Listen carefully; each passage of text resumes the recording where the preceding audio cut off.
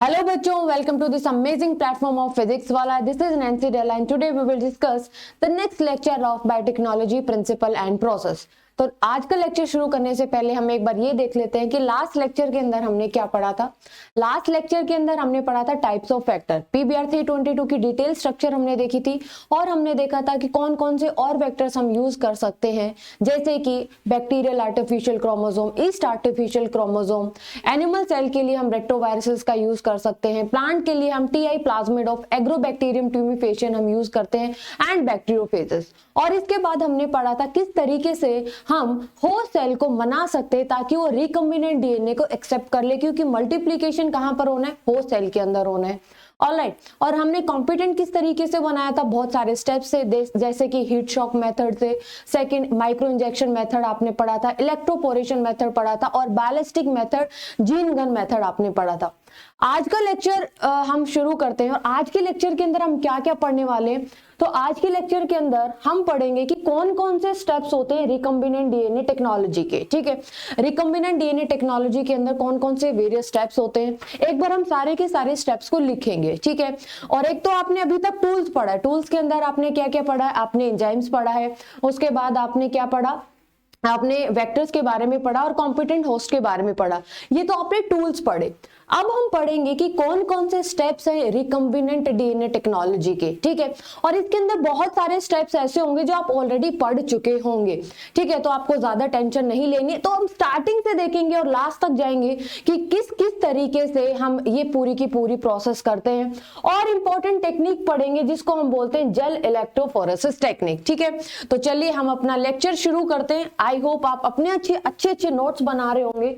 ठीक है, तो चलिए शुरू करते हैं अपना लेक्चर। अपनी नोटबुक निकालिए आप और सबसे पहले हेडिंग डालिए steps in recombinant DNA technology. Steps in recombinant DNA technology. जो रिकम्बिनेंट डीएनए टेक्नोलॉजी है ना, कौन कौन से स्टेप्स हम यूज करते हैं। ठीक है, तो सबसे पहले आप बताओ, मुझे खुद ही सोच के बताओ कि सबसे पहले कौन सा स्टेप हम यूज करते हैं। सबसे पहले कौन सा स्टेप आता है भैया? सबसे पहले तो हम क्या करते हैं, सबसे पहले तो हम आइसोलेशन करते हैं, है ना। हम प्योर फॉर्म में डीएनए को निकालते हैं। सबसे पहला जो स्टेप्स क्या हो गया, सबसे पहला स्टेप हो गया आइसोलेशन ऑफ डीएनए। क्या स्टेप हो गया बच्चे? Isolation of DNA. ठीक है, सबसे पहले हमने तो डीएनए को निकाल लिया है। ठीक है, यानी कि यहां पर अपना क्या होगा, जीन ऑफ इंटरेस्ट होगा, आइसोलेशन ऑफ डीएनए, पहला स्टेप। उसके बाद आपने क्या सीखा था, उसके बाद आपने सीखा था कि जो ये भी डीएनए निकला है, ठीक है, जो आपने आइसोलेट किया है प्योर फॉर्म के अंदर डीएनए, किस तरीके से करेंगे वो आप एक बार छोटा सा आइडिया ले चुके हो। यानी कि सेल वॉल को हटाएंगे, प्लाज्मा मेम्ब्रेन को हटाएंगे, न्यूक्लियर मेम्ब्रेन को हटाएंगे, तब जाके आपको क्या मिलेगा, डीएनए मिलेगा। तब जाके आपको क्या मिलेगा, डीएनए। ये तो आप थोड़ा थोड़ा पढ़ चुके हो। ठीक है, कोई नहीं, एक बार हम फिर से इसको लिखेंगे। ठीक है, अब आइसोलेशन ऑफ डीएनए हो गया, डीएनए को निकाल लिया। फिर आप क्या करवाते हो, जो digestion of this DNA with the help of restriction endonuclease enzyme, यानी कि रेस्ट्रिक्शन एंडोन्यूक्लियस एंजाइम की मदद से आप इसके सेगमेंट्स बनवाते हो, इसके फ्रेगमेंट्स बनवाते हो। ठीक है, तो सेकंड स्टेप क्या होगा, फ्रेगमेंटेशन ऑफ डीएनए। ठीक है, साथ में आप ये भी लिख सकते हो कि fragmentation of DNA as well as vector. ठीक है, क्योंकि सेम ही रेस्ट्रिक्शन एंजाइम से आपने डीएनए को भी डाइजेस्ट कराना है, सेम रेस्ट्रिक्शन एंजाइम से ही आपने वेक्टर को डाइजेस्ट कराना है। वो बात याद है या भूल गए, जिसके अंदर हमने पढ़ा था कि मतलब कौन सी बात है जिसकी वजह से आप कह सकते हो कि हम जो टारगेट डीएनए है हमारा और इसके साथ साथ जो वेक्टर है उसको हम सेम रेस्ट्रिक्शन एंडोन्यूक्लियस से डाइजेस्ट कराते हैं। ऑलराइट, तो ये रीजन आपने बहुत अच्छे से पढ़ा है। आई होप आपको पता भी होगा। कुछ याद है? जल्दी से कमेंट बॉक्स में बताओ कि हाँ मैं पढ़ा होगा, कुछ याद है।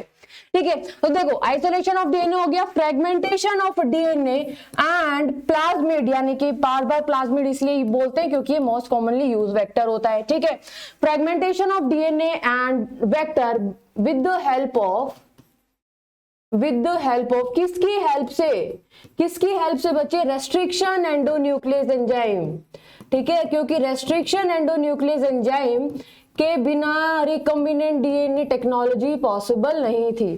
ठीक है, ऑलराइट। तो फ्रेगमेंटेशन ऑफ डीएनए वेक्टर और vector with the help of restriction endonuclease enzyme, और यहाँ पे सेम लिखवाना तो जरूरी नहीं होगा क्योंकि आप ऑलरेडी पढ़ चुके हो। ठीक है, अब देखो फ्रेगमेंट्स तो बन गए, ठीक है, लेकिन हमें क्या चाहिए भाई, हमें चाहिए सिर्फ अपना जीन ऑफ इंटरेस्ट। ठीक है, हमें चाहिए सिर्फ अपना जीन ऑफ इंटरेस्ट, बाकी का सामान नहीं चाहिए। तो थर्ड जो स्टेप क्या होगा, separation and isolation of desired DNA fragment.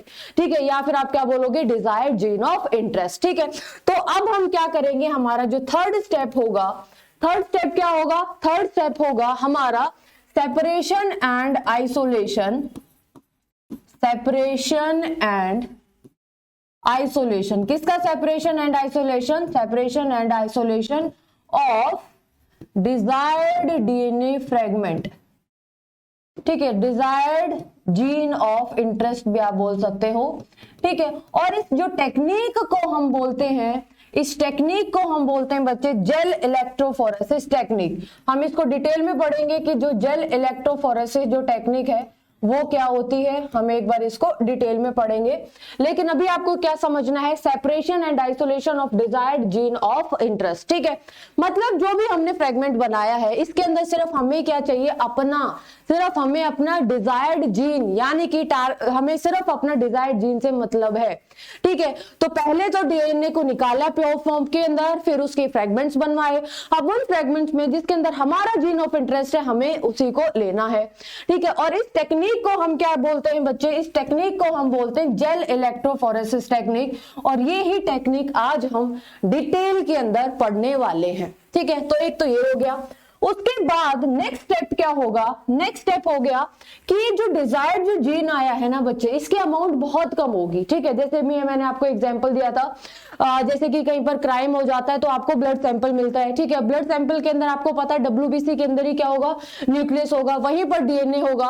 तो इतने सारे एक्सपेरिमेंट्स वगैरह करने हैं तो हमें लार्ज अमाउंट के अंदर चाहिए, हमें अपना जो डीएनए है वो लार्ज अमाउंट के अंदर चाहिए, तो हम उसका क्या कराएंगे, मल्टीप्लीकेशन कराएंगे। ठीक है, तो यहाँ पर जो फोर्थ स्टेप क्या होगा, एम्प्लीफिकेशन, यानी कि बहुत सारी कॉपीज बना के रख लेंगे कि अगर एक दो एक्सपेरिमेंट के अंदर जो डीएनए सैंपल खराब भी हो गए तो कम से कम हमारे पास स्पेयर के अंदर कुछ बचा होना चाहिए। ठीक है, क्योंकि सैंपल है, सैंपल बार बार तो आपको मिलेगा नहीं, एक ही बार मिलेगा आपको।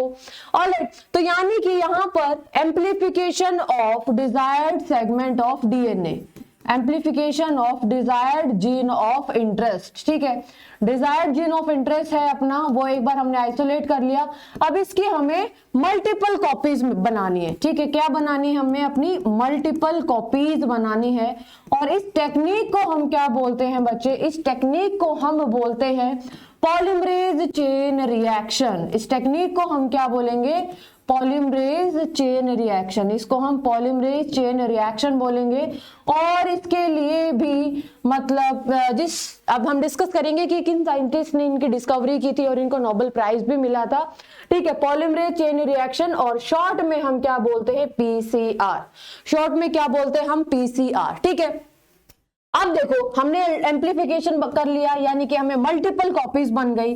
अब मल्टीपल कॉपीज बनने के बाद अब क्या करेंगे, मल्टीपल कॉपीज बनने के बाद यानी कि एम्प्लीफिकेशन करा लिया with the help of polymerase chain reaction. अब क्या करेंगे, अब करेंगे हम लाइगेशन। किसका लाइगेशन करेंगे, लाइगेशन, यानी कि मॉलिक्यूलर ग्लू का यूज करेंगे, लाइगेज एंजाइम का यूज करेंगे।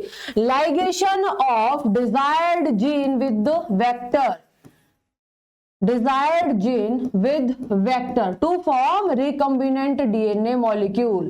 ठीक है, अब हमें क्या बना लिया है, अब हमने बना लिया है रिकॉम्बिनेंट डीएनए मॉलिक्यूल। ठीक है, रिकॉम्बिनेंट डीएनए मॉलिक्यूल हमने बना लिया है। यानी कि लाइगेशन का मतलब क्या है, लाइगेशन का मतलब है जोड़ना, और जोड़ेगा कौन, मॉलिक्यूलर ग्लू। मॉलिक्यूलर ग्लू मतलब लाइगेज, यानी कि फॉस्फोडाइस्टर बॉन्ड बना के जो भी डिजायर्ड जीन है और वेक्टर है आपस में जुड़ जाएंगे और हमें क्या मिलेगा, हमें मिलेगा रिकॉम्बिनेंट डीएनए मॉलिक्यूल। ठीक है, अब अब हमें डिजायर्ड नंबर चाहिए, ठीक है। यानी कि अब हमें यहाँ पर तो सिर्फ हमने अपना जीन ऑफ इंटरेस्ट की मल्टीपल कॉपीज मिली थी, ठीक है। अब यहाँ पर ligation of desired gene with the vector to form recombinant DNA molecule, recombinant DNA molecule बन गया। अब जो रिकॉम्बिनेंट डीएनए मॉलिक्यूल बनने के बाद जो नेक्स्ट जो स्टेप होगा, नेक्स्ट स्टेप क्या होगा बच्चे, नेक्स्ट स्टेप होगा कि यहां पर अब हमें कराना है transfer of recombinant DNA molecule, recombinant DNA molecule का ट्रांसफर कराना है किसके अंदर, into the host cell, host cell के अंदर हमने ट्रांसफॉर्म कराना है। यानी कि जब होस्ट सेल खुद मल्टीप्लाई करेगी, ठीक है, तो इसका मतलब अगर हमारे जीन ऑफ इंटरेस्ट वहां पे अटैच होगा तो हमें भी मल्टीपल कॉपीज मिलेंगी। तो transfer of recombinant DNA molecule into the host cell, तो अब जो सेल हो गई उसको हम क्या बोलते हैं, ट्रांसफॉर्मेंट सेल, उसको हम क्या बोलेंगे, ट्रांसफॉर्मेंट सेल। अब नेक्स्ट स्टेप क्या होगा, culturing of this transformant cell in a medium, ठीक है, कल्चरिंग करानी है अभी हमने, ठीक है, कल्चरिंग ऑफ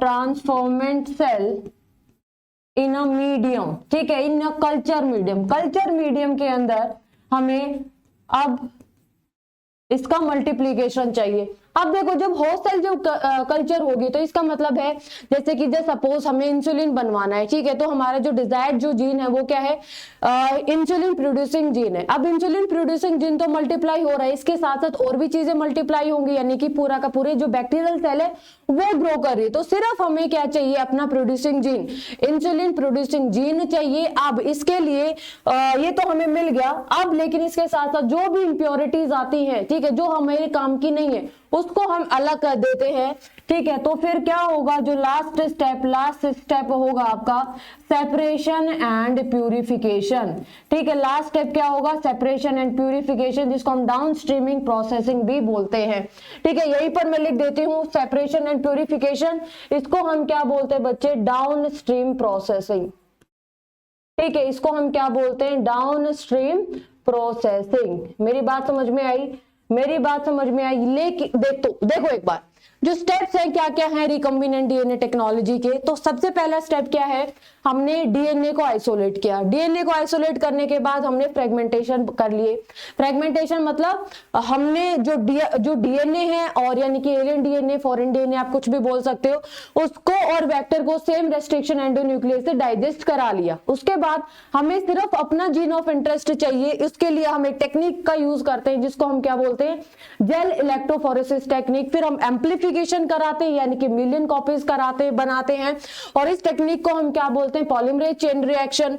अब हम लाइगेशन कराते हैं, किस किस का लाइगेशन, डिजायर्ड जीन का with the vector to form recombinant DNA molecule. अब जब रिकॉम्बिनेंट बन गया तो इसको हम किसके अंदर डालते हैं, होस्ट सेल के अंदर डालते हैं। और अगर रिकॉम्बिनेंट डीएनए होस्ट सेल के अंदर आ जाता है तो हम उसको क्या बोलते हैं, ट्रांसफॉर्मेंट सेल। हम ये स्टेप पढ़ चुके हैं, थोड़ा सा याद आया, लास्ट लेक्चर के अंदर ही तो पढ़ा था किस तरीके से हम अपना recombinant DNA molecule host cell के अंदर पहुंचाते हैं, ठीक है, यानी कि हम सेल को कॉम्पिटेंट बनाते हैं। ऑलराइट, क्योंकि वहीं पर सारी का सारा मल्टीप्लीकेशन होना है। अब हमें कल्चरिंग करनी है इस ट्रांसफॉर्मेंट सेल की इन अ कल्चर मीडियम, और इसके साथ साथ जो भी इंप्योरिटीज है, ऐसी चीज जो हमें नहीं चाहिए, उनको हम अलग कर देते हैं। लास्ट स्टेप होगा आपका सेपरेशन का, प्यूरिफिकेशन का, मार्केट ट्रायल एंड वगैरह वगैरह, ठीक है। तो ये हो गया आपका डाउन स्ट्रीमिंग प्रोसेस। तो ये सारे के सारे स्टेप्स थे। अब इसके अंदर बहुत सारे ऐसे स्टेप्स हैं जो आप ऑलरेडी पढ़ चुके हो, ठीक है। कौन कौन से स्टेप्स, हल्का फुल्का आप आइसोलेशन ऑफ डीएनए भी पढ़ चुके हो, है ना, fragmentation of recombinant DNA with the help of restriction endonuclease enzyme, ये तो आप पूरा का पूरा ही पढ़ चुके हो, ठीक है। आज के लेक्चर के अंदर हम क्या करेंगे, separation and isolation of desired gene of interest, ठीक है, और इसी को हम क्या बोलते हैं, जेल इलेक्ट्रोफोरेसिस टेक्निक, और इसी को हम क्या बोलते हैं बच्चे, जेल इलेक्ट्रोफोरेसिस टेक्निक। ऑलराइट, तो चलिए अब हम एक बार करते हैं स्टेप। सबसे पहले हो गया आपका आइसोलेशन ऑफ डीएनए। कौन सा स्टेप करेंगे हम, आइसोलेशन ऑफ डीएनए। चलो शुरू करते हैं, एक बार ये स्टेप्स आप लिख लीजिए, ठीक है। बच्चे कहते हैं मैम आप टाइम नहीं देते लिखने के लिए, चलो आपको मैंने थोड़ा सा टाइम दिया है जिसके अंदर आप ये स्टेप लिखिए एक बार, उसके बाद हम करेंगे कि किस तरीके से हम आइसोलेशन करते हैं। ऑलराइट, ठीक है, हो गया है अब आपका।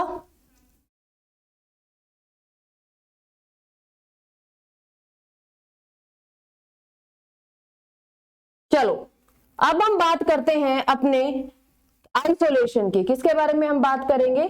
आइसोलेशन के बारे में बात करेंगे, आइसोलेशन ऑफ डीएनए। चलो आइसोलेशन ऑफ डीएनए हम करते हैं, आइसोलेशन ऑफ डीएनए। अभी जो आइसोलेशन ऑफ डीएनए है ये किस तरीके से हम करते हैं, आइए देखते हैं।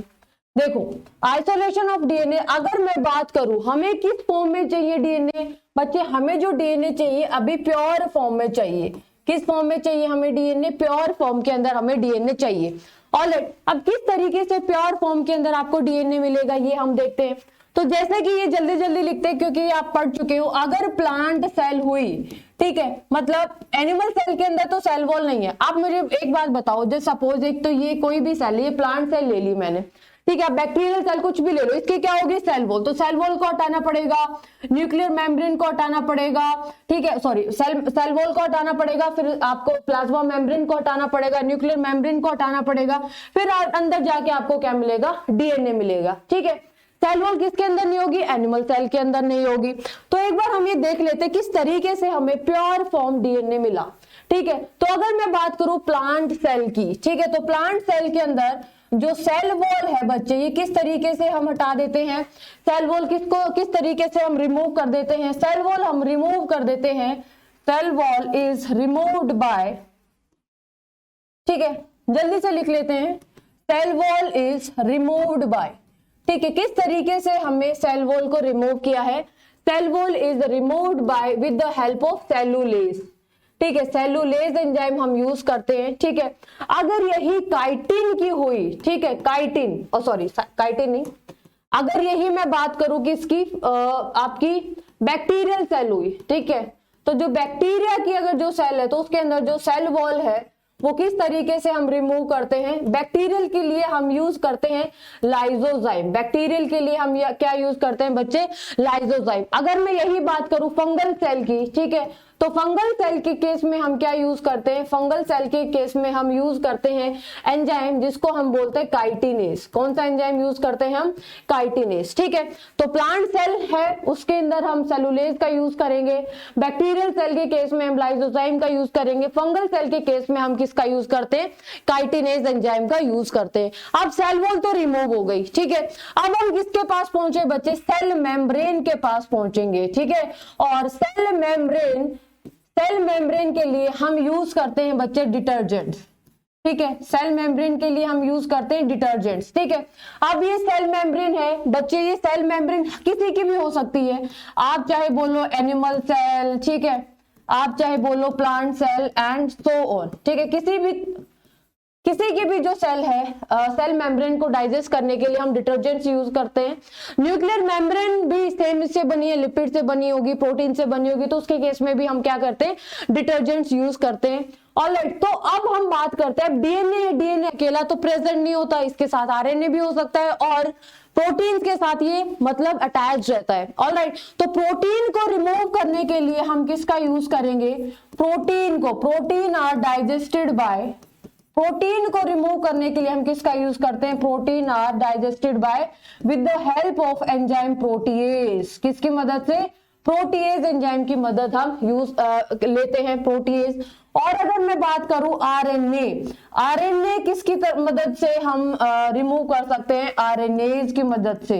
किसकी मदद से? आरएनएज की मदद से, या फिर आप बोल सकते हो राइबो न्यूक्लियस की मदद से। ठीक है, राइबो न्यूक्लियस की मदद से। अब आपको क्या मिला है? अब आपको मिला है प्योर फॉर्म डीएनए का। ठीक है, किसका कैसी फॉर्म मिली है? प्योर फॉर्म मिली है बच्चे आपको डीएनए की। देखो किस तरीके से प्लांट सेल है, plant cell is removed with the help of cellulase. Bacterial cell है, लाइजोजाइम यूज कर लिया। फंगल सेल के लिए काइटिनेज यूज कर लिया। बच्चे एक एक ऑब्जेक्टिव क्वेश्चन आ सकते हैं ऐसे।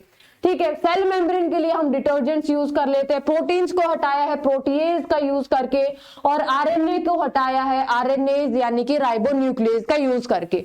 अब देखो, अभी जो डीएनए एक ट्रांसपेरेंट होता है, ठीक है, अब इसको हमें निकालना है, ठीक है, तो यहां पर हम एक और केमिकल का यूज करते हैं जिसको हम बोलते हैं चिल्ड इथेनॉल, ठीक है। नेक्स्ट उसमें मैं लिखवाती हूं आपको इसी के आगे का, कि जस्ट सपोज ये हमारा पूरी की पूरी टेस्ट ट्यूब ले ली, ठीक है, ये हमारी टेस्ट ट्यूब ले ली और इसके अंदर सारी की सारी चीजें पड़ी हुई है, ठीक है। अब यहां पर हम क्या डालते हैं, चिल्ड इथेनॉल डालते हैं। क्या डालते हैं बच्चे, चिल्ड इथेनॉल। और चिल्ड इथेनॉल डालने के बाद हमें जो डीएनए मिलेगा वो प्रेसिपिटेट फाइन थ्रेड्स की फॉर्म में मिलेगा, ठीक है। जैसे कि ये आपका यहाँ पर डीएनए इस तरीके से आपको यहाँ पर मिल जाता है, ठीक है, यानी कि मैं ग्रीन कलर से रिप्रेजेंट कर रही हूँ। यहाँ पे ऊपर इसके आपको फाइन थ्रेड्स मिल जाते हैं और फिर जो भी स्पून का यूज करके, ठीक है, और इसको हम क्या निकाल लेते हैं, इसके धागे जैसा होता है बच्चे, ये पूरी की पूरी स्पून के ऊपर ये लिपट जाता है और नीचे की बाकी यहाँ पे चीजें होंगी, ठीक है। तो यानी कि चिल्ड इथेनॉल बहुत ज्यादा जरूरी है। चिल्ड इथेनॉल क्यों जरूरी है, क्योंकि ये हमें प्रोवाइड करता है, डीएनए ट्रांसपेरेंट है ना, तो हमें उस ट्रांसपेरेंट को निकालना है, ठीक है। अब देखो, ये जो डीएनए है यहाँ पे एक प्रोसेस आती है जिसको हम बोलते हैं स्पूलिंग, ठीक है। स्पूलिंग आपने नहीं पढ़ी थी इसलिए मैंने हल्का सा फिर से आपको बता दिया है। स्पूलिंग का मतलब क्या है, DNA precipitate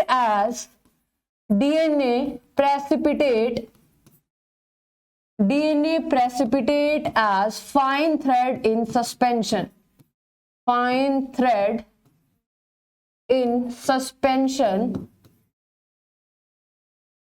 thread in suspension in the presence of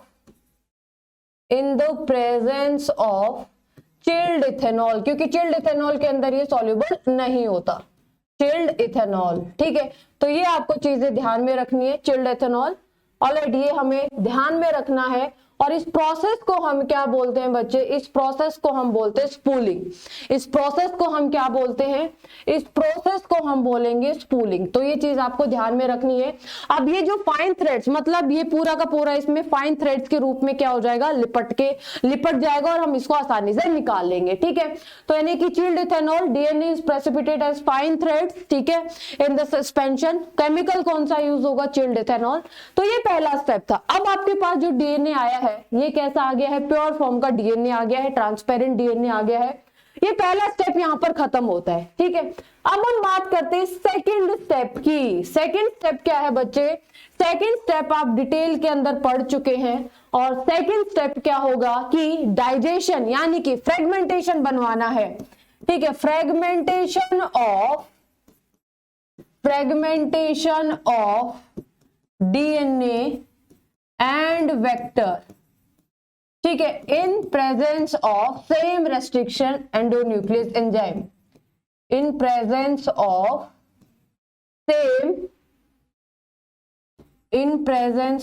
same restriction endonuclease enzyme, ठीक है। सेम रेस्ट्रिक्शन एंडोन्यूक्लियस एंजाइम की प्रेजेंस में हमने फ्रेगमेंट्स बनवा लिए। और ये स्टेप्स आप बहुत ज्यादा डिटेल में पढ़ चुके हो। ये वाला स्टेप आप डिटेल में पढ़ चुके हो, क्यों, क्योंकि ये वाला स्टेप आपने कहां पे पढ़ा है, ये वाला स्टेप आपने पढ़ा है tools of recombinant DNA technology. जब मैंने बताया था तो पहला तो मैंने एंजाइम्स के बारे में बताया था, लेकिन वहां पर जो चिल्ड इथेनॉल वाला कॉन्सेप्ट रह गया, तो इसकी वजह से मैंने यहाँ पे फिर से आपको बताया है ताकि चीजें भी आपको रिवाइज हो जाएं। और जो सेकंड स्टेप है, फ्रेगमेंटेशन बनवाना है वेक्टर और डीएनए का, और कौन सा रेस्ट्रिक्शन एंडोन्यूक्लियस एंजाइम यूज करके, सेम रेस्ट्रिक्शन एंडोन्यूक्लियस एंजाइम होना चाहिए अब डीएनए के लिए भी और वेक्टर के लिए भी, ताकि आपको स्टिकी एंड्स मिले, ताकि लाइगेज आसानी से काम कर सके और हमें एक रिकम्बिनेंट डीएनए मॉलिक्यूल मिल जाए। क्या ये बात समझ में आ रही है, क्या चीजें एकदम क्लियर हो रही है कि रिकम्बिनेंट डीएनए टेक्नोलॉजी है, जो प्रोसेस है वो किस तरीके से की जाती है। तो ये वाला चैप्टर तो सिर्फ आपको बताएगा कि किस तरीके से प्रोसेस होती है। जो नेक्स्ट वाला चैप्टर है ये आपको बताएगा बायोटेक्नोलॉजी एंड इट्स एप्लीकेशन के अंदर, ये वाला चैप्टर बताएगा कि हमें रिकम्बिनेंट डीएनए टेक्नोलॉजी का यूज करके हमें अभी तक क्या क्या फायदा हुआ है, क्या क्या प्रोडक्ट्स मिले, जिसके अंदर आप जीन थेरेपी के बारे में पढ़ोगे, इंसुलिन के बारे में पढ़ोगे। और तो बड़ा ही मजेदार है, और इसीलिए इतनी ज्यादा आप इसके फायदे देखोगे तभी आपको पता चलेगा कि ये टॉपिक इतना बूम क्यों कर रहा है आज के टाइम पे, क्यों इसके ऊपर इतनी ज्यादा रिसर्च हो रही है, ठीक है। तो fragmentation of DNA in the presence of same restriction endonuclease enzyme, second step. Clear है? क्या ये चीज क्लियर हुई? चलो अब हम बात करते हैं थर्ड स्टेप की। अब हम बात करते हैं बच्चे थर्ड स्टेप की। ठीक है, थर्ड स्टेप के अंदर क्या होगा? अब हमें अपना जीन ऑफ इंटरेस्ट चाहिए। अब हमें क्या चाहिए? अपना जीन ऑफ इंटरेस्ट, मतलब separation and isolation. Separation and isolation, ठीक है, separation and isolation of gene of interest. हमें अपना जीन ऑफ इंटरेस्ट चाहिए और इस टेक्निक को हम क्या बोलते हैं? Jail electrophoresis technique.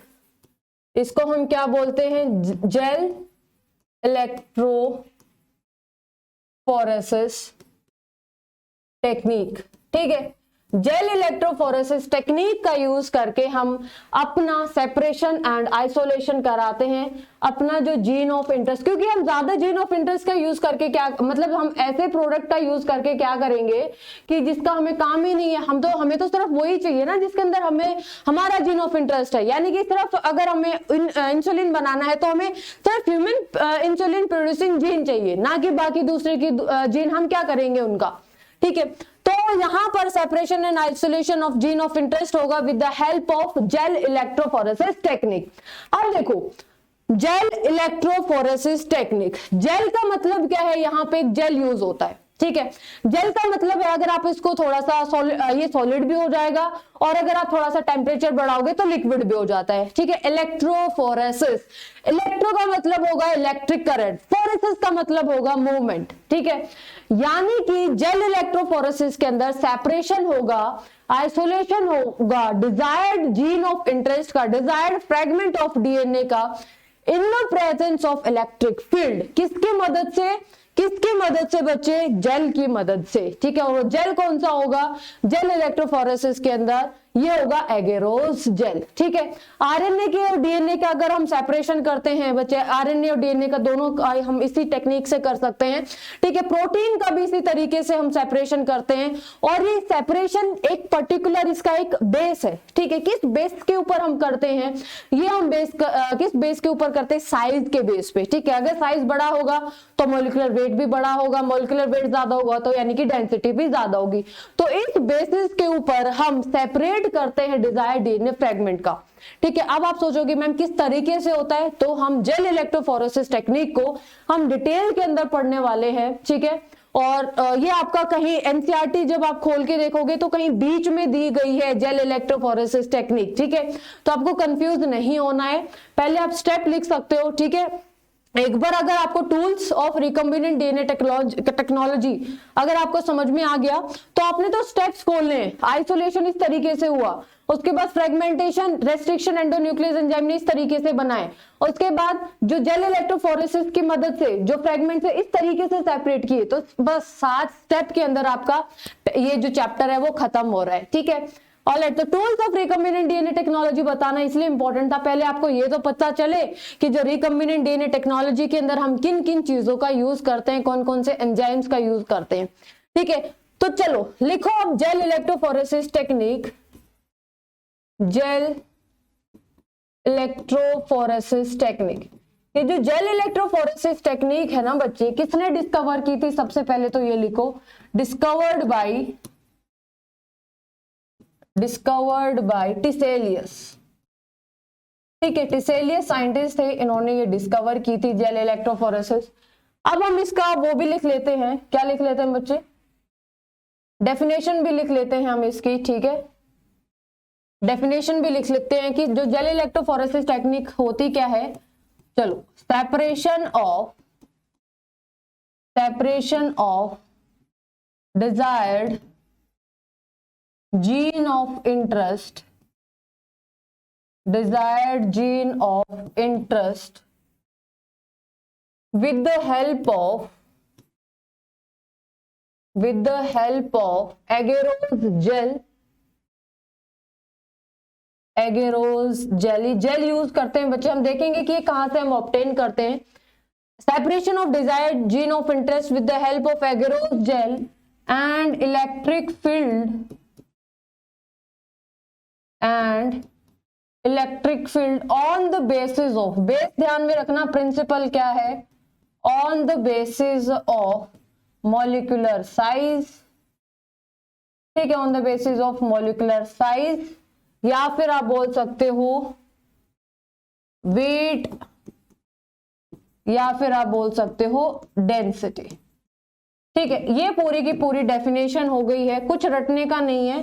देखो मैं फिर से आपको समझाती हूँ, जेल इलेक्ट्रोफोरेसिस टेक्निक के अंदर हम नाम से पता करो ना, देखो जेल इलेक्ट्रोफोरेसिस टेक्निक नाम से ही आप पता करो, जेल का मतलब है एगेरोजेल का यूज करते हैं, इलेक्ट्रो का मतलब इलेक्ट्रिक फील्ड होनी चाहिए, फोरेसिस का मतलब होता है मूवमेंट, मूवमेंट किसका, डीएनए फ्रेगमेंट्स का मूवमेंट होगा, ठीक है, और इसका जो बेस है वो किस बेसिस के ऊपर होगा, ये बेस होगा बच्चे मॉलिक्यूलर साइज के बेस के ऊपर, वेट के बेस के ऊपर, या फिर आप क्या कह सकते हैं डेंसिटी के बेस के ऊपर, ये मूवमेंट है, और इसी को हम क्या बोलते हैं, जेल इलेक्ट्रोफोरेसिस टेक्निक। बायो के अंदर अगर चीजें नहीं समझ में आ रही है तो ब्रेक कर लो, सिंपल है, ठीक है, जेल इलेक्ट्रोफोरेसिस टेक्निक। अब देखो ये हो गया आपका जेल इलेक्ट्रोफोरेसिस टेक्निक। अब हम किस तरीके से हम यूज करते हैं, सबसे पहले हम देख लेते हैं कि इस टेक्निक के लिए हमें किस किन चीजों की रिक्वायरमेंट्स होगी, ठीक है, किन किन चीजों की यहाँ पर हमें रिक्वायरमेंट्स होगी, हम ये देख लेते हैं सबसे पहले, ठीक है, तभी तो आप एक्सपेरिमेंट करोगे, जब भी आपको यही नहीं पता होगा लैब के अंदर कि किन किन चीजों की रिक्वायरमेंट होगी तो किस तरीके से एक्सपेरिमेंट करोगे, है ना। तो रिक्वायरमेंट क्या क्या है, सबसे पहली जो रिक्वायरमेंट है वो होगी एगेरोज जेल, ठीक है, एगेरोज जेल, ठीक है, ये रिक्वायरमेंट है, लिखेंगे हम इसके बारे में। दूसरी रिक्वायरमेंट होगी बच्चे बफर की, किसकी रिक्वायरमेंट होगी, बफर की, और आपको रिक्वायरमेंट होगी इलेक्ट्रोड्स की, किसकी रिक्वायरमेंट होगी, इलेक्ट्रोड्स की। देखो एगेरोज जेल, ये जो एगेरोज जेल है अगर ठीक है, ये एक पॉलीसैकेराइड है, ये आपने पढ़ा भी होगा 11th के अंदर जब आपने बायोमोलिक्यूल वाला चैप्टर पढ़ा होगा, कुछ याद है 11th का या नहीं है, अगर यानी कि ये है एक पॉलीसैकेराइड, ठीक है, और ये नेचुरल है, ठीक है, कोई भी सिंथेटिक नहीं है, ये एक पॉलीसैकेराइड है, ठीक है बच्चे, it's a polysaccharide, natural polysaccharide obtained from, कहां से ऑब्टेन किया जाता है, इसको ऑब्टेन करते हैं ऑब्टेन्ड फ्रॉम सीवीड्स, ठीक है, सीवीड्स यानी कि रेड एल्गी से इसको ऑब्टेन किया जाता है। किसी रेड एल्गी का नाम याद है, रेड एल्गी बताओ, एक एग्जांपल मैं बताती हूँ, एक आपको बताना है, ठीक है, जेलिडियम, क्या बताया मैंने, जेलिडियम, ठीक है, यानी कि जो भी एक नेचुरल पॉलीसैकेराइड है, जेल का मतलब क्या है अभी आप देखोगे, आपको समझ में आ जाएगा कि क्यों हमने ये जेल लिया है। ऑलराइट, तो जेल का मतलब क्या है बच्चे कि कोई चीज आसानी से सॉलिडिफाई भी हो सकती है और मेल्ट भी हो जाएगी अगर आप टेम्परेचर बढ़ा दोगे। तो ये एक नेचुरल पॉलीसैकेराइड है, ठीक है, ये एक नेचुरल पॉलीसैकेराइड है जो कि ऑब्टेन करते हैं हम सीवीड से, यानी कि रेड एल्गी, यानी कि मैंने एग्जांपल बोल दिया जेलिडियम, एक आप बता देना होमवर्क में, ठीक है, बॉटनी पढ़ी होगी ना, याद भी होगा डेफिनेटली, तो एक रेड एल्गी का आप एग्जांपल बता देना।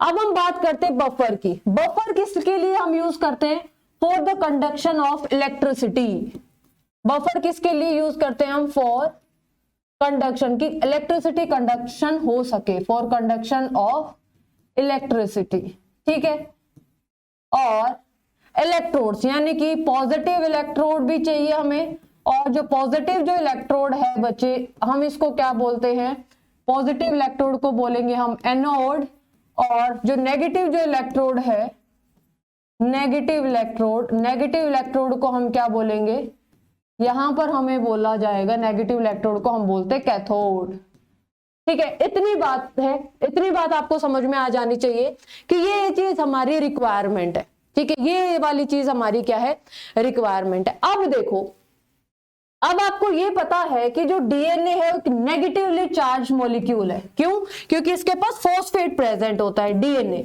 ये आप लास्ट क्लास के अंदर पढ़ के आए हो, डीएनए क्या है, एक हाइड्रोफिलिक है, नेगेटिवली चार्ज मॉलिक्यूल है, ऑलराइट, तो DNA is the negatively charge molecule, DNA क्या है, एक नेगेटिवली चार्ज मॉलिक्यूल है, डीएनए क्या है बच्चे, एक नेगेटिव चार्ज मॉलिक्यूल है, ठीक है, क्यों, क्योंकि इसके पास फॉस्फेट प्रेजेंट है।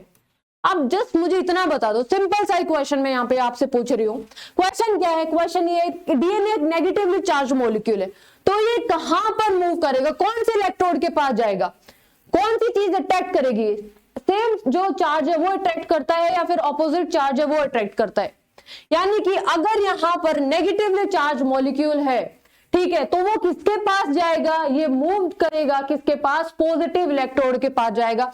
मुझे सिर्फ आपको इतनी बात अभी के लिए समझानी है। मतलब क्या है, डीएनए एक नेगेटिवली चार्ज मॉलिक्यूल है, क्यों, क्योंकि इसके ऊपर फॉस्फेट प्रेजेंट होता है, ठीक है। अब ये मूव करेगा मूव टुवर्ड पॉजिटिव इलेक्ट्रोड, ठीक है। याद रखना अभी पॉजिटिव जो इलेक्ट्रोड है, ये जो पॉजिटिव इलेक्ट्रोड है इसको हम क्या बोलते हैं, एनोड। पॉजिटिव इलेक्ट्रोड क्या होगा आपका, एनोड। इतनी बात समझ में आई। अब हम देखते हैं कि इसका एक्सपेरिमेंट किस तरीके से किया जाता है, ठीक है। किस तरीके से आपको पता चलेगा कि हमारा जो डीएनए जो फ्रेगमेंट्स है वो ये रहा। ऑलराइट, तो चलिए हम शुरू करते हैं। जल्दी से इसको नोट कर लीजिए, मैं आपको टाइम देती हूँ, फिर आप ये कहोगे कि मैम आप टाइम नहीं देते बिल्कुल भी नोट करने के लिए, है ना। ओके, चलो अब हम बात करते हैं कि एक्सपेरिमेंट किस तरीके से किया जाता है। सपोज ये एक प्लेट है, ठीक है, ये मैंने एक प्लेट बनाई है। एक्सपेरिमेंट को आपको ये समझना पड़ेगा क्योंकि ये आपका एनसीईआरटी में भी गिवन है, ठीक है। और यहां पर हमने क्या लिया है, एक नेचुरल पॉलीसैकेराइड लिया है, ठीक है। क्या लिया है हमने, नेचुरल पॉलीसैकेराइड यानी कि एगेरोस जेल, ठीक है। ये प्लेट लिया, ट्रे लिया, ठीक है, ठीक है। ये हमने क्या ली, एक ट्रे ली, ये हमने क्या ली बच्चे, एक ट्रे ली, ठीक है। और यहां पर हमने क्या लिया, अपना एगेरोस जेल, हल्का हल्का सा बना रही हूं मैं। यहां पर हमने क्या लिया है, ये लिया है बच्चे एगेरोस जेल, क्या लिया है, एगेरोस जेल, ठीक है। हमने इसको हमने इसको पोर कर दिया। अब पोर करने के बाद हमने क्या लगा दिया बच्चे, यहाँ पे कोम लगा दिया, ठीक है। कोम का मतलब क्या होगा बच्चे, जैसे आप समझ रहे हो वो वाला कोम, ठीक है। जिसके कोम इसलिए बोलते हैं बच्चे क्योंकि जिस तरीके से जो आप नॉर्मल जो कॉम है हेयर कॉम करते हो, तो जो ऐसे जो गड्ढे होते हैं, ठीक है, मतलब ऐसा कुछ होता है ना, इस तरीके की चीज यूज करते हो कॉम में, है ना, कुछ इस तरीके से यूज करते हो। तो ये हम कॉम लगाते हैं ताकि इसके अंदर कुछ गड्ढे बन जाए। क्या बन जाए बच्चे, गड्ढे बन जाए। और यहां पर गड्ढे हमने कॉम डाल दिया, ठीक है। और इसको हमने सॉलिडिफाई होने के लिए रख दिया। हमने क्या किया, एक ट्रे ली, इसके अंदर हमने एगेरोस जेल डाल दिया और हमने एक कॉम लगा दिया। कॉम के अंदर क्या थे बच्चे, 8 वेल्स लगा दिए हमने, ठीक है। जैसे कि कॉम है, ठीक है, ये गड्ढे बन गए। यहाँ पे मैं कुछ ही गड्ढे आपको दिखा रही हूँ, ठीक है। नॉर्मली 8 कॉम्स हम यहाँ पे यूज कर लेते हैं। अब इसको हमने क्या कर दिया, सॉलिडिफाई होने के लिए रख दिया, ठीक है। अब जब आपको इसको सॉलिडिफाई होने के लिए रख दिया, अब आप जब इस कोम को निकालोगे तो बाकी सारा का सारा तो जम गया होगा जेल, बाकी सारा का सारा जेल तो जम गया होगा, लेकिन ये गड्ढे ऐसे कि ऐसे रह गए। क्यों, क्योंकि आपने क्या लगाया था, कोम लगा दिया, ठीक है। अब इनको सैंपलिंग वेल्स भी बोलते हैं। कोम को हम क्या बोलते हैं, सैंपलिंग वेल्स। सैंपलिंग वेल इसलिए बोलते हैं बच्चे क्योंकि इसके अंदर हम अपना क्या करने वाले हैं, डिजायर्ड जो भी हम अपना सैंपल है वो पोर करने वाले हैं। ये हो गया आपका सैंपलिंग वेल, ठीक है। और हमने यहां पर क्या लगा दिया बच्चे, बफर। यहां पर हमने क्या डाल दिया, बफर डाल दिया। और हमने इलेक्ट्रोड्स लगा दिए, positive electrode and negative electrode, ताकि सर्किट क्या हो जाए, कंप्लीट हो जाए, ठीक है। यानी कि बफर ऐड कर दिया हमने, ठीक है। और यहां पर हमने जो एनोड लिया है वो हो गया पॉजिटिव इलेक्ट्रोड यूज किया जिसको हम एनोड बोलते हैं। और यहां पर हमने कौन सा वो लिया है, नेगेटिव इलेक्ट्रोड लिया है। नेगेटिव इलेक्ट्रोड को हम क्या करेंगे, क्या बोलते हैं, कैथोड बोलते हैं। नेगेटिव इलेक्ट्रोड को हम क्या बोलते हैं, कैथोड बोलते हैं, ठीक है। बच्चे ये जो सैंपल जो हम पोर करते हैं ना, ये कंट्रोल्ड होता है। कंट्रोल वे का मतलब क्या है, हमें पता रहता है कि हमारे जो डीएनए जो डिजायर्ड जो सेगमेंट है उसका साइज क्या है, हमारे जो डिजायर्ड जो सेगमेंट है डीएनए का उसका साइज क्या है। इसीलिए हम इसको क्या बोलते हैं, कंट्रोल्ड प्रोसीजर बोलते हैं। क्या बोलते हैं हम इसको, कंट्रोल्ड प्रोसीजर हम इसको बोलते हैं। ऑलराइट, तो देखो अभी तक क्या किया हमने, एक ट्रे ली, इसके अंदर हमने एगेरोस जेल डाल दिया, ठीक है। और इसके अंदर हमने कॉम लगा दिया। थोड़ी देर के लिए हमने इसको सॉलिडिफाई होने के लिए रख दिया, सॉलिडिफाई होने के लिए रख दिया तो इसका मतलब ये पूरा का पूरा तो जम गया होगा और यहाँ पे गड्ढे बन गए होंगे। ठीक है, हमने बफर ऐड कर दिया ताकि इलेक्ट्रिसिटी कंडक्ट हो सके और हमने पॉजिटिव इलेक्ट्रोड यूज कर लिया, नेगेटिव इलेक्ट्रोड यूज कर लिया ताकि ये सर्किट कंप्लीट हो सके। ठीक है, अब हमने यहाँ पर अपना जो डिजायर्ड जो डीएनए सेगमेंट है, जो डिजायर्ड जो हमारा जो सैंपल है वो क्या कर दिया बच्चे, हमने यहाँ पर लोड कर दिया। क्या कर दिया? लोड कर दिया। अब देखो हमें देखना है कि जो रेस्ट्रिक्शन एंजाइम की एक्टिविटी हुई है या नहीं। अब मुझे एक बात बताओ, अगर जस्ट सपोज यहाँ पर सेगमेंट है, ऐसा का ऐसा सेगमेंट है, मैं यहाँ पर जो पिंक कलर मैं ऑलरेडी यूज कर चुकी हूँ, ब्लू कलर यूज करती हूँ। ठीक है, तो ये इसने कुछ मूवमेंट ही शो नहीं की, इस जो डीएनए सेगमेंट ने मूवमेंट ही शो नहीं की। ठीक है, यानी कि इसका मतलब क्या हुआ कि रेस्ट्रिक्शन एंडोन्यूक्लियस एंजाइम ने इसको कट ही नहीं लगाया, रेस्ट्रिक्शन एंडोन्यूक्लियस एंजाइम ने इसको कट ही नहीं लगाया। अब देखो जो छोटे छोटे जो सेगमेंट्स होंगे बच्चे, वो तो भाग के इधर जाएंगे, किसके पास जाएंगे? पॉजिटिव एनोड की तरफ। देखो हमें ये देखना है कि कौन सा डीएनए सेगमेंट किसकी तरफ ज्यादा जल्दी भाग के गया। भाग के जल्दी कौन जाएगा? जिसका साइज कम होगा। जैसे सपोज इसका साइज ये हो गया है, ठीक है, इसका साइज थोड़ा सा ये है, ऑलराइट, इसका साइज ये है। अब जितने भी जो पीछे रह गए हैं जो डीएनए फ्रेगमेंट्स, इनका साइज क्या होगा? बड़ा होता जाएगा। ठीक है, इनका साइज क्या होता जाएगा बच्चे? बड़ा होता जाएगा पहले से। और ये मेरी बात समझ रहे हो? यानी कि देखो ये सबसे ज्यादा ये स्मॉलर सेगमेंट्स है। ठीक है, ये क्या है? Smaller segments. ये जो स्मॉलर सेगमेंट्स हैं ये क्या करेंगे? ये जल्दी भाग के जाएंगे। ठीक है, यहाँ पे हम डीएनए को सेगमेंट को हम सेपरेट करते हैं। ये जो सीविंग इफेक्ट है, सीविंग इफेक्ट का मतलब अगर मैं एगेरोस जेल की बात करूं तो कुछ इस तरीके से थ्रेड्स बन जाते हैं बच्चे। ठीक है, यानी कि आपने देखा होगा छन्नी जैसा, ऐसे कुछ तरीके के थ्रेड्स बन जाते हैं और इनका साइज बहुत स्मॉल होता है। ठीक है, और जिनका जो स्मॉलर फ्रेगमेंट्स है, जिनका साइज स्मॉल होगा, वो इजिली इसको क्रॉस कर जाएंगे और ये भाग के इधर आएंगे। अगर आपसे क्वेश्चन में ये पूछा जाए कि जब हम जेल इलेक्ट्रोफोरेसिस टेक्निक का हम जब यूज करते हैं तो हम जो अपना जो डीएनए सैंपल है वो पोर किसकी तरफ करेंगे? कैथोड की तरफ करेंगे, एनोड की तरफ करेंगे? सिंपल सी बात है, किसकी तरफ करेंगे? हम करेंगे कैथोड की तरफ। क्यों? क्योंकि एनोड तो पॉजिटिव चार्ज है ना, तो डीएनए की अगर हमें मूवमेंट देखनी है तो डीएनए मूवमेंट तो तभी शो कर पाएंगे ना, ये नेगेटिवली चार्ज है, ऊपर से इलेक्ट्रोड भी नेगेटिवली चार्ज है कैथोड, तो डीएनए मूवमेंट तो तभी शो कर पाएगा ना जब हम पोर उसकी तरफ करेंगे, नेगेटिवली चार्ज इलेक्ट्रोड की तरफ पोर करेंगे। तो इसका मतलब क्या है? यहाँ से दो क्वेश्चन आते हैं। ठीक है, दो क्वेश्चन क्या आते हैं? पहला क्वेश्चन तो ये आता है, जब भी हम जेल इलेक्ट्रोफोरेसिस टेक्निक का यूज करते हैं तो जो अपना डीएनए सैंपल पोर करेंगे वो किसकी साइड करेंगे? हम करेंगे अपना नेगेटिवली इलेक्ट्रोड की तरफ, यानी कि कैथोड की तरफ। ठीक है, जो स्मॉलर जो फ्रेगमेंट्स हैं, ठीक है, जो स्मॉलर जो सेगमेंट्स हैं, मूव्स फास्टर। ठीक है, मूव्स फास्टर, ऑलराइट, ये मतलब जल्दी तेज भागेंगे as compare to the larger segment. ठीक है, लार्जर सेगमेंट, तभी तो मैंने आपको बताया था प्रिंसिपल लार्जर सेगमेंट। प्रिंसिपल क्या बताया था मैंने? प्रिंसिपल यही तो बताया था कि साइज के बेस के ऊपर और आपका डेंसिटी के बेस के ऊपर, मॉलिक्यूलर वेट के बेसिस के ऊपर आप अपने फ्रेगमेंट्स को क्या कर सकते हो? आप अपने फ्रेगमेंट्स को सेपरेट कर सकते हो। ऑलराइट, तो ये पूरी की पूरी कहानी है। अब देखो मेरी बात ध्यान से सुनो कि ये तो स्मॉलर फ्रेगमेंट्स मूव फास्टर, ठीक है, लार्जर सेगमेंट्स वहीं पे पीछे रुक जाएंगे। ठीक है, और ये तो मतलब इसने ये मूव ही नहीं करेगा। क्यों नहीं मूव करेगा? क्योंकि अनडाइजेस्टेड फ्रेगमेंट है, यानी कि रेस्ट्रिक्शन एंडोन्यूक्लियस ने इसको कट ही नहीं किया है। तो मैं यहाँ पे लिख भी देती हूँ, ठीक है, यहाँ पर अनडाइजेस्टेड सेगमेंट।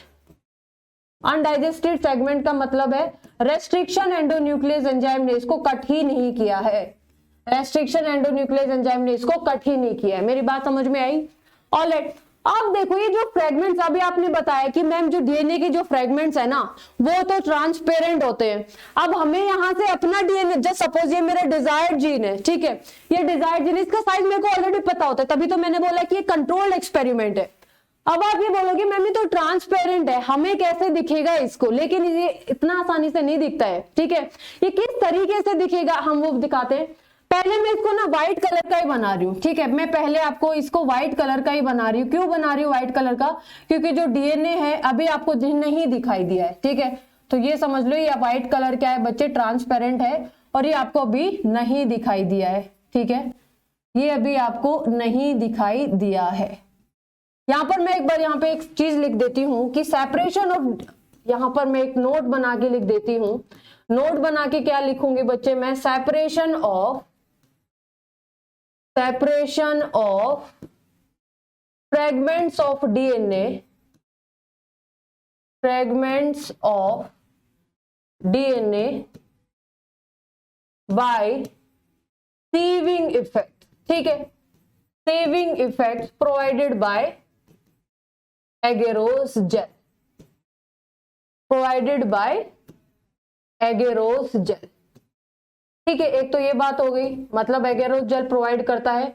दूसरी बात क्या होगी यहां पर कि जो smaller segments moves faster, smaller fragments, जो स्मॉलर जो फ्रेगमेंट्स हैं वो क्या करेंगे बच्चे, मूव्स फास्टर, ये जल्दी जल्दी आगे भागने की कोशिश करेंगे, ठीक है। Separation of fragments of DNA by sieving effect provided by the agarose gel, smaller fragments moves faster as compare to the larger segment, ठीक है।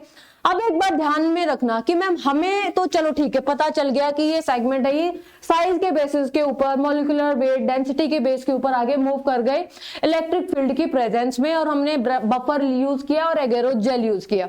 लेकिन अभी ये हमें दिखाई तो नहीं दे रही, ये तो डीएनए तो ट्रांसपेरेंट होता है, हम किस तरीके से इसको बोलेंगे कि बच्चे यही हमारा, पहले तो हम डिजायर सेगमेंट को तो तब निकालेंगे ना, तब हमें ये दिखाई देंगे। तो ये कब दिखाई देंगे, जब हम इसको किसकी मदद, किससे ट्रीट कराएं।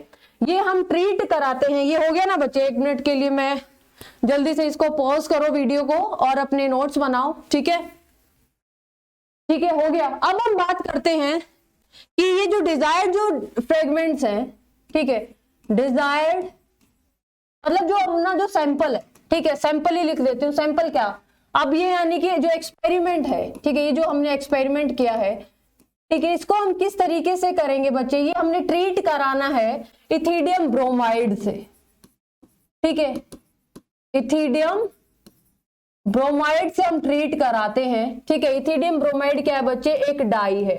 इथिडियम ब्रोमाइड क्या है, एक डाई है, ठीक है। Followed by exposure of, followed by exposure of,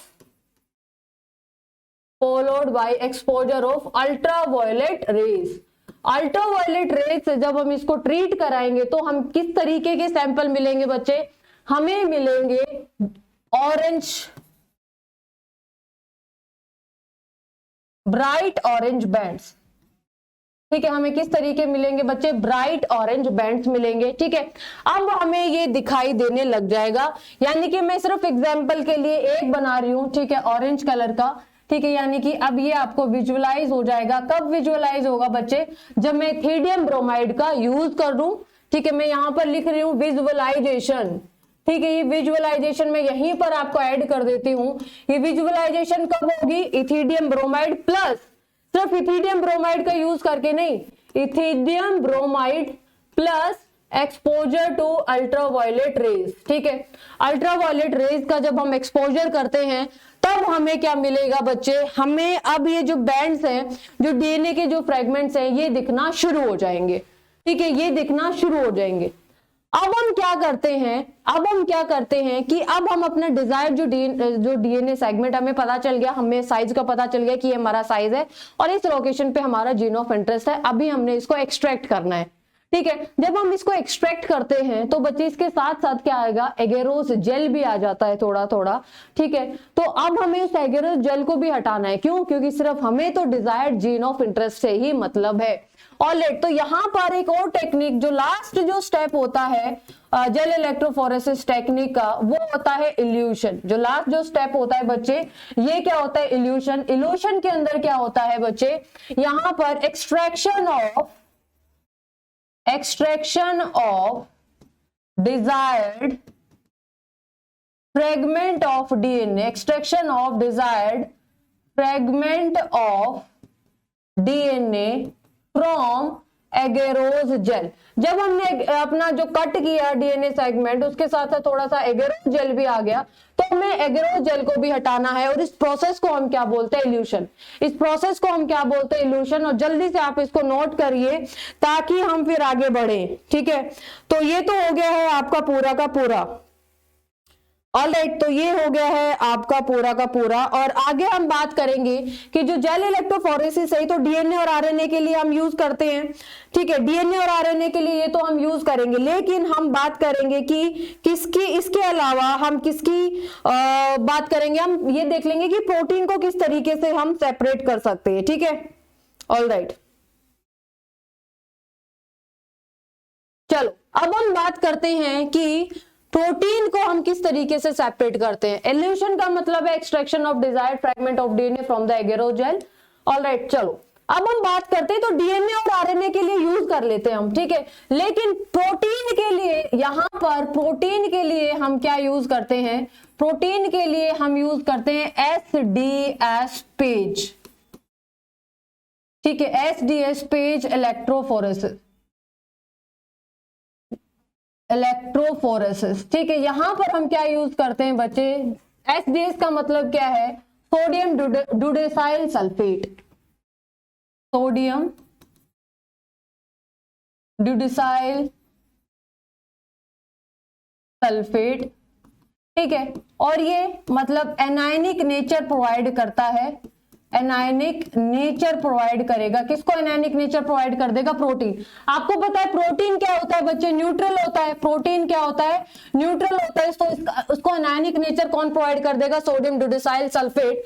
और पेज का मतलब है यहां पर हम जो जेल यूज करते हैं वो पॉली एक्राइलामाइड जेल हम यूज करते हैं, ठीक है, कौन सा यूज करते हैं, पॉली एक्राइलामाइड जेल यूज करते हैं यहां पर। और यहां पर जो बच्चे डाई का हम यूज कर लेते हैं, डाई वो होगी आपकी ब्रोमोफिनोल, ठीक है, ब्रोमोफिनोल, ब्रोमोफिनोल डाई का हम यूज कर लेते हैं, ठीक है। टोलिडिन ब्लू का भी हम यूज कर लेते हैं। अब देखो जो मिथिडियम जो ब्रोमाइड यूज करते हैं ना बच्चे, वो थोड़ा सा ज्यादा हाईली कार्सिनोजेनिक है, वो क्या है, हाईली कार्सिनोजेनिक है, ठीक है। तो ये था पूरी की पूरी कहानी आपकी, ठीक है। किसकी कहानी थी, ये थी कहानी आपकी जेल इलेक्ट्रोफोरेसिस टेक्निक की, जिसके अंदर आपने क्या किया, जेल इलेक्ट्रोफोरेसिस टेक्निक के अंदर आपने पहले जेल लिया, एगेरो जेल लिया जो कि एक नेचुरल है, ठीक है, और फिर उसके बाद फिर आपने ट्रे के अंदर पोर कर दिया, फिर वेल लगा दिया, उसको सॉलिडिफाई होने के लिए रखा, और जैसे ही जेल सॉलिडिफाई हो गया तो हमें वेल्स बन गए, वेल्स के अंदर हमने डीएनए को पोर कर दिया, बफर यूज कर लिया, इलेक्ट्रोड्स लगा दिए। हमें पता है डीएनए नेगेटिवली चार्ज है, वो पॉजिटिव की तरफ मूव करेगा, पॉजिटिव क्या है आपका एनोड, जो छोटे सेगमेंट्स होंगे वो जल्दी भागेंगे। लेकिन अब आपको जो डिजायर्ड डीएनए सेगमेंट को निकालना है, निकालोगे कब, तब वो आपको दिखाई देंगे। दिखाई कैसे देंगे, आपको इथिडियम ब्रोमाइड यूज करना है, प्लस अल्ट्रावायलेट रेज का एक्सपोजर बहुत जरूरी है, आपको ऑरेंज कलर के बैंड्स दिखाई देंगे। अब आपको पता है आपका डीएनए का साइज क्या है, ठीक है, आप उसको एक्सट्रैक्ट कर लोगे, जब आप एक्सट्रैक्ट करोगे तो थोड़ा मोटा जेल भी आएगा, उस जेल को हटा लोगे, उस टेक्निक को हम क्या बोलते हैं, इल्यूशन। प्रोटीन के लिए हम एसडीएस पेज यूज करते हैं। बस इतनी सी कहानी थी, ठीक है, बस इतनी सी कहानी थी और आपका ये खत्म हो गया है, ठीक है। अब हम देखते हैं कि यार आपके एनसीईआरटी के अंदर क्या क्या चीज दी गई है, ठीक है, एनसीईआरटी के एक बार आपके हम देख लेते हैं क्या क्या चीज दी गई है। चलो देखो आगे पीछे बड़ी एनसीईआरटी ने इसको घुमाया हुआ है, लेकिन हम तो अपने तरीके से चल रहे हैं। Separation and isolation of DNA fragment, the cutting of DNA, restriction endonuclease enzyme ने जो कट कर दिया है, result in the fragments of DNA, these fragments can be separated by a technique, और उसको हम क्या बोलते हैं, जेल इलेक्ट्रोफोरेसिस टेक्निक, ठीक है। अब देखो since DNA fragment negatively charge है, ठीक है, ये किस तरीके से हम इनको फोर्सफुली मूव करा देते हैं। चलो चलो ठीक है, तुम जाओ अब पॉजिटिव इलेक्ट्रोड के पास जाओ, और लेकिन हमें यहाँ पे मीडियम की जरूरत पड़ेगी। Nowadays the most commonly use matrix है, उसको हम क्या बोलते हैं बच्चे, एगेरोस, जो बोलते हैं ये नेचुरल पॉलीमर है, ये ध्यान में रखना, ये एक नेचुरल पॉलीमर है जो कि सीवीड से हमें मिलता है। डीएनए फ्रेगमेंट सेपरेट होते हैं according to their size through the sieving effect, जो कि कौन प्रोवाइड करता है, agarose gel. Hence the smaller जो segments है farther it moves, and guess at which end of the gel the sample was loaded। आप बताओ मुझे कहां पर सैंपल लोड किया होगा, ठीक है। आप मुझे ये बताओ कि ये तो स्मॉलर फ्रेगमेंट्स हैं, ये लार्जर फ्रेगमेंट्स हैं, तो इसका मतलब क्या है, आपका जो कैथोड है वो यहां पर लगा होगा, ठीक है, कैथोड यहां पर लगा होगा और एनोड इस साइड पे लगा होगा। ऑलराइट, अब देखो the separated DNA fragments can be visualization, वो विजुअलाइजेशन कब होगा, after staining the DNA with a compound जिसको मिथिडियम ब्रोमाइड बोलते हैं, लेकिन फॉलोड बाय अल्ट्रावायलेट रेडिएशन, ठीक है। बिना हम प्योर ऐसे डीएनए को एक्सट्रैक्ट नहीं कर सकते क्योंकि वो विजुअल तो दिखता ही नहीं है। You cannot see pure DNA fragments in the visible light and without staining. You can see bright orange color bands हमें दिखेंगे इथिडियम ब्रोमाइड जब हम स्टेन करते हैं जेल को, ठीक है, in ethidium bromide stain gel exposed to UV radiation. The separated bands of DNA are cut out from the agarose gel and extracted from the gel piece. This step is known as elution. The DNA fragments purified in this way are used in constructing the recombinant DNA by joining them with the cloning vectors. ठीक है, ये पूरी की पूरी कहानी होगी jail electrophoresis technique की, ये हमने समझ लिया है। एक बार हम ये देख लेते कि पहला स्टेप जो हमने पढ़ा था आइसोलेशन है वो किस तरीके से किया था। तो चलो एनसीईआरटी की कहानी ही देख लेते हैं हमने। Recombinant DNA technology involve several step in specific sequence. की सीक्वेंस आप पहले आपने क्या करना है, टूल समझने हैं, फिर सीक्वेंस समझने हैं, फिर सीक्वेंस जब आप पढ़ते हो तो इसका मतलब आप साथ साथ उस चीज को रिवाइज भी कर लेना।